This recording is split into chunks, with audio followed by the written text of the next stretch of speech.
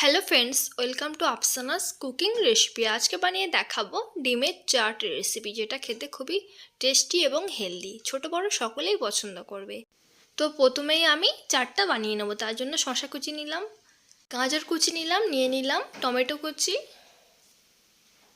এবং পেঁয়াজ কুচি, ধনিয়া পাতা কুচি, একটা শুকনো লঙ্কা নিয়ে নিলাম, একটু পুড়িয়ে নিয়েছি, দিয়ে দিলাম জিরে মরিচের গুঁড়ো, সামান্য একটু ঝালের গুঁড়ো, পরিমাণ মতো বিট নুন এবং নুন নিয়েছি, দিয়ে দিলাম লেবুর রস, দিয়ে দিলাম টমেটো সস এবং সুন্দর করে হাত দিয়ে মাখিয়ে নেব।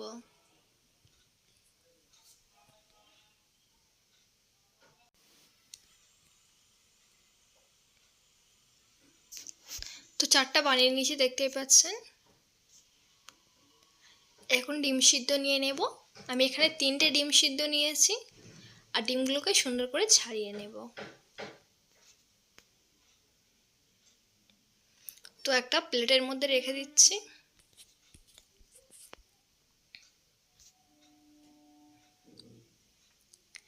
এখন একটা ডিম নিয়ে নিলাম হাতে, নিয়ে সুন্দরভাবে একটা নাইফ দিয়ে একটু করে কেটে নিতে হবে। তো এভাবে করে সব ডিমগুলো আমি কেটে নেব।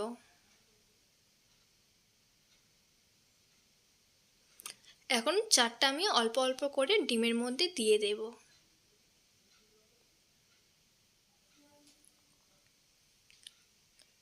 তো বন্ধুরা, বাচ্চারা ডিম খেতে চাচ্ছে না, তাহলে একবার এভাবে ডিমের চাট বানিয়ে দিন। খুব মজা করে খাবেন এবং খেতে খুবই ভালো লাগবে।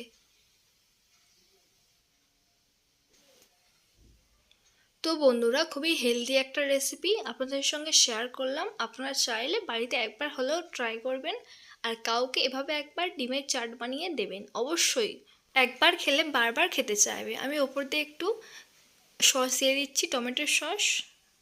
এগুলো আরও বেশি টেস্টি হয়। দেখুন বন্ধুরা, কতটা লোভনীয় হয়েছে। ভালো লাগলে অবশ্যই একটি কমেন্ট করবেন। Thank you.